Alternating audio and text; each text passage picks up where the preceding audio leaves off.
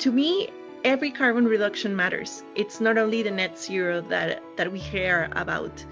Although zero is a very powerful number, and as a certification, I think it gains more power because there's nothing clearer than zero. Everyone can understand what zero means. And committing to at least balancing or neutralizing the negative impact that we create in our world, surely Chris Holm mentioned in the past, should be the rent we pay for the privilege of living in this world.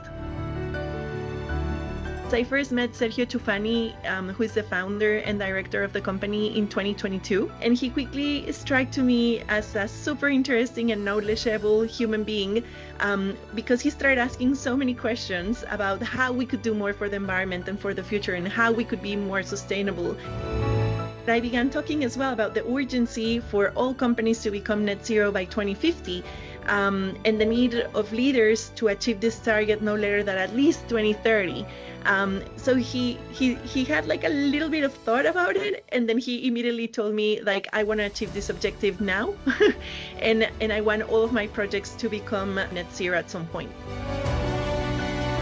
The learnings that they had with doing the certification of GNFC for their building, for their headquarters, they've already started to migrate that knowledge and invest in the training and the support to their own clients so that other buildings can be conceptualized since the design stages as something that will be net zero in the operations. Querétaro is a beautiful city. It's filled with important companies and very hardworking people. Tufani has been a relevant leader in the industrial sector for over 30 years. And the fact that they're achieving net zero at their headquarters will definitely inspire other companies to at least do the same. And that's fantastic. And I believe this success story will become an icon for the community and for the employees to feel proud about the business leaders that drive change in their city and the whole industrial sector. Right now it's time to execute, and what I love about GNFC is that it helps you execute, and you need to redo it on a yearly basis so that way you're continue to execute a plan and follow through for your final objectives whenever you have them. I love the fact that it's simple, but at the same time it's detailed enough to make real claims. Also the fact that every single building in the world could be a net zero carbon building. The cool thing about GNFC is that it subdivides the scope 3 measurement into small bites, small pieces. When you subdivide into smaller pieces or smaller bites, it's always easier to manage, and that's what GNFC does. Lack of a global, easy-to-use tool to measure scope 1, 2, and 3 is a challenge worldwide. I truly believe that GNFC can create a platform to standardize the way companies report emissions and therefore support real decarbonization. Something that to me and my team really liked about GNFC was the flexibility and adaptability that the tool has, because you have high-quality sources of information available, which makes the certification accessible for all building types.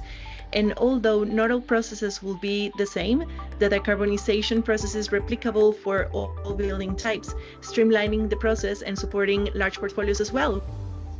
In my personal journey, when I was really young, at some point, my dad is a bit of an environmentalist, taught me with several examples how relevant it is to take care of the environment. And now as a grown-up, as I understand the numbers and the trends and the risks, I truly appreciate the fact that zero can become something powerful to inspire others to do as much as they can, because the future generations come along. I have a 3-year-old and a 6-month-old.